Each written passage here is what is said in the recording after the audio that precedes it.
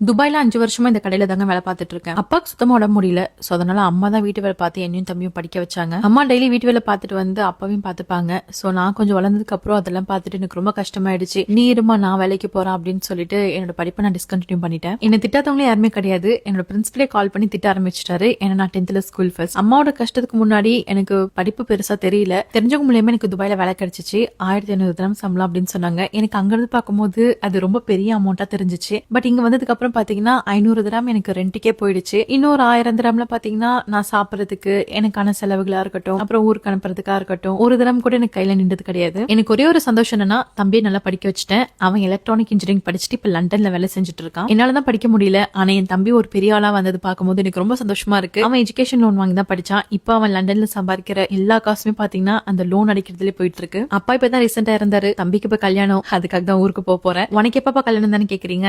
என்னெல்லாம் யாருங்க கல்யாணம் பண்ணிப்பா? நான் பார்க்கவும் சுமாரா இருப்பேன். அவ்வளவா படிக்கல. சம்பாத்தியமும் ரொம்ப கம்மி. எனக்கு இப்ப 35 வயசு ஆகுதுங்க. நாங்கள் 90s கிட். எங்களுக்கு எல்லாம் பொண்ணு கிடைக்கிறதுலாம் ரொம்ப கஷ்டங்க. என்ன மாதிரி எத்தனையோ பேர் இந்த உலகத்துல குடும்பத்துக்காகவே வாழ்ந்து கல்யாணமே பண்ணிக்காம இருந்திருக்காங்க. அதுல ஒருத்தவனா நான் இருந்துட்டு போயிடுறேன். வேற என்னங்க பண்றது? கடவுள் இதான் எனக்கு எழுதி வச்சிருக்காருன்னா இதானே நடக்கும். இந்த கதை எனக்கு தெரிஞ்ச ஒரு சூப்பர் மார்க்கெட்ல வேலை செய்யற பையனோட கதை. இந்த கதையில வர மாதிரி ஃபர்ஸ்ட் புள்ளியா பிறந்து அப்பா அம்மாக்காகவும் கூட பிறந்தவங்களுக்காகவும் அவனோட வாழ்க்கையை அர்ப்பணிச்சுட்டு வாழ்ற உங்க எல்லாருக்குமே ஒரு பெரிய சல்யூட்டுங்க. அப்புறம் இந்த மாதிரி ஸ்டோரிஸ் எல்லாம் கேட்கறதுக்கு என்னோட பேஜை ஃபாலோ பண்ணிக்கோங்க.